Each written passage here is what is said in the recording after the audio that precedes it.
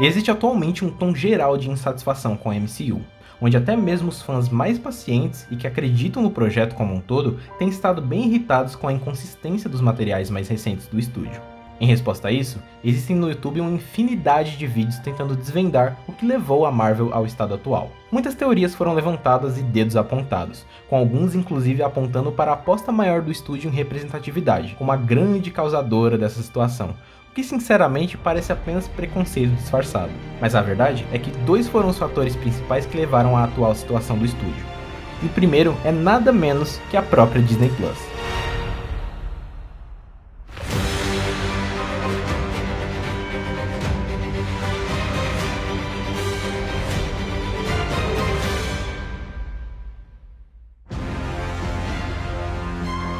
A criação do novo streaming gerou imediatamente a necessidade da geração de muito conteúdo original, baseado nas franquias das quais a gigante Disney é dona, para que o serviço possa competir em pé de igualdade com os demais. Com isso, em um espaço de apenas 2 anos, nós tivemos um total de 15 produções da Marvel Studios. Isso sem contar os especiais, como Lobisomem da Noite, o especial de Natal dos Guardiões da Galáxia, etc. Sendo que, nos 10 anos anteriores de MCU, nós havíamos tido um total de 22 apenas, somando todas as 3 fases. Isso criou uma situação quase que de linha de produção dentro do estúdio, entregando obras por vezes com aparência de inacabadas, seja do aspecto de roteiro, onde vários poderiam se utilizar de algumas revisões, ou principalmente do aspecto visual, onde gerou-se uma verdadeira crise no mercado de CGI, com os profissionais reclamando das altas cargas de trabalho, prazos curtos e mudanças em cima da hora, resultando em efeitos com qualidade muito inferior ao das antigas produções.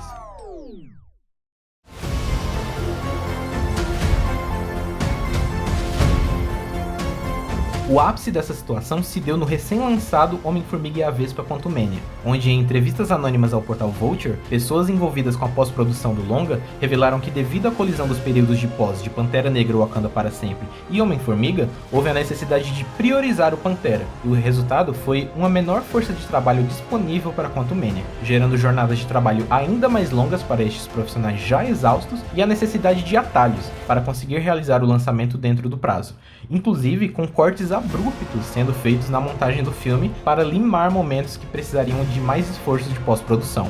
Isso acaba explicando também o porquê da média de duração dos longas ter reduzido consideravelmente nessa fase, onde praticamente todos ficaram abaixo da média de 2 horas e 15, dando a eles um aspecto de história muito corrida, onde tudo acontece muito rápido, sendo muito perceptível em Doutor Estranho no Multiverso da Loucura, Thor, Amor e Trovão e o próprio Quantumania.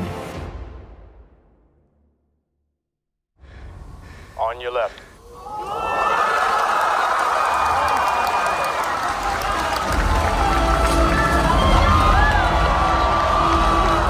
Avengers!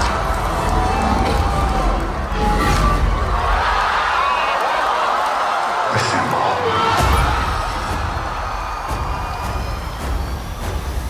Porém, o que considero a pior decisão da fase 4 como um todo é a falta daquilo que fez a Marvel ser o que é hoje: crossovers. Desde 2008, quando Nick Fury abordou Tony Stark para falar sobre a iniciativa Vingadores, nada mais foi o mesmo para o cinema de super-heróis. O estúdio de Kevin Feige conseguiu o que parecia impossível até então: filmes de heróis interconectados e levando a um grande crossover, onde podemos ver interação entre eles de uma maneira coerente, como é feito nos quadrinhos. Esse sempre foi o diferencial do estúdio, e mesmo nas aventuras mais isoladas, podíamos ver a história rumando para o fechamento de cada capítulo, que no final formaria essa grande saga do infinito. E eu entendo completamente o pepino com o qual Kevin Feige teve que lidar aqui. Os fechamentos de capítulo eram justamente os filmes dos Vingadores, e Ultimato elevou a barra do que é ser um filme-evento de super-heróis a um nível nunca antes visto, e provavelmente o estúdio temia fazer um novo Vingadores como uma aventura em menor escala, como foram os 2 primeiros filmes, e que por não estar no mesmo nível de grandiosidade do mega evento de Thanos, acabaram enfrentando retaliação por parte dos fãs. Ao invés disso, Kevin Feige resolveu apostar em uma fase de transição,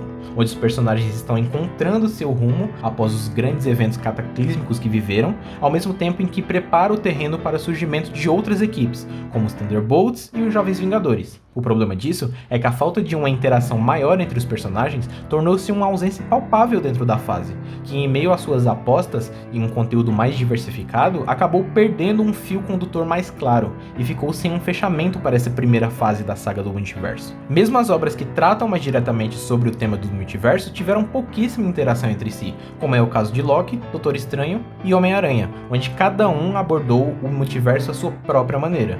E toda essa fase encerrou-se com Pantera Negra Wakanda para Sempre, que apesar de ter sido um ótimo filme e talvez servir para fechar conceitualmente uma fase que foi sobre o luto pelos super-heróis que se foram e o surgimento de novos rostos que vão comandar uma nova era de heroísmo, não serve ao propósito prático de ser um ponto em comum para todas essas linhas narrativas que foram abertas ao longo de todas as produções. Na minha concepção, o que deveria ter sido feito era um evento crossover em menor escala, poderia muito bem ter sido a Invasão Secreta, que será tratada na próxima série do Disney Plus, onde poderia ter sido apresentado um novo time de Vingadores e poderia se discutir essas interações com o multiverso pelas quais alguns deles passaram. Este poderia nem mesmo levar o título de Vingadores, para que fique reservado ao grande finale da saga, mas serviria para vermos esses personagens mais uma vez se cruzando e servindo de ponto central para o que virá a seguir.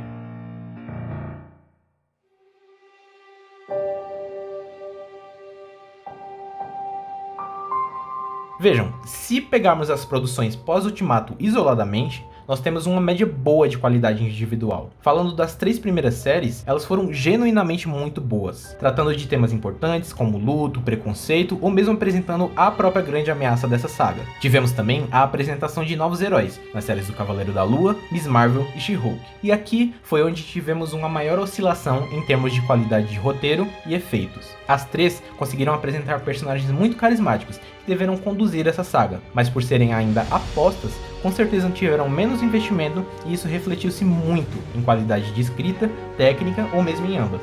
E por fim, tivemos as séries feitas só para encher catálogo, que apesar de ou tratarem do tema principal da saga ou de apresentarem personagens novos muito bons, simplesmente não conseguem se justificar, como Gavião Arqueiro e What If. Já os filmes foram muito mais 8 ou 80, com alguns conseguindo capturar a atenção de apenas parte dos fãs. Eternos e Shang-Chi apresentaram novos personagens e mitologias para a saga.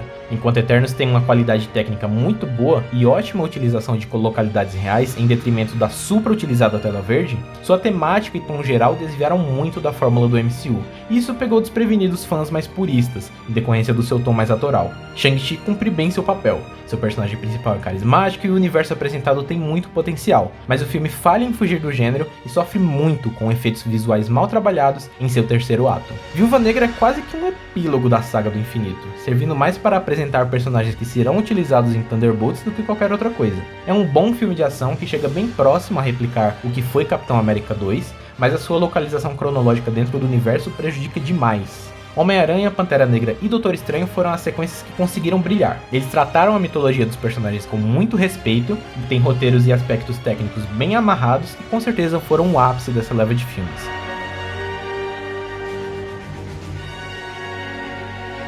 E por último, ficamos com os patinhos feios, Thor e Homem-Formiga. Ambos sofreram demais com aspectos técnicos, utilizando-se de efeitos por vezes dignos de produções de TV aberta. Em quesito de roteiro, nenhum dos dois chegam a ser realmente ruins, mas falta a ambos a coragem para ir além do raso e contar histórias que de fato tenham uma maior carga emocional. Apesar de serem aventuras até que honestas, fica na boca um gosto amargo do potencial desperdiçado de obras que poderiam ser bem mais, com um pouco mais de ousadia, principalmente Homem-Formiga, por ser a abertura de uma nova fase. Quanto ao futuro, esses problemas parecem estar sendo mitigados nas próximas produções. A fase 5, apesar de seu início truncado, sofrerá adiamentos para que possa ser colocado mais tempo em pós-produção, e com isso teremos apenas 2 séries e 3 filmes saindo esse ano. Além disso, apesar de ainda termos algumas produções que têm toda a cara de serem apenas para encher catálogo, como Agatha e Echo, teremos também o fechamento dessa fase com um crossover no filme dos Thunderbolts, que tem potencial para ser um bom fechamento de capítulo e encaminhamento para a fase de desfecho. Resta torcermos para que este novo direcionamento retorne o MCU para algo mais próximo do que ele já foi, onde tínhamos genuína ansiedade e empolgação pelo lançamento de novas obras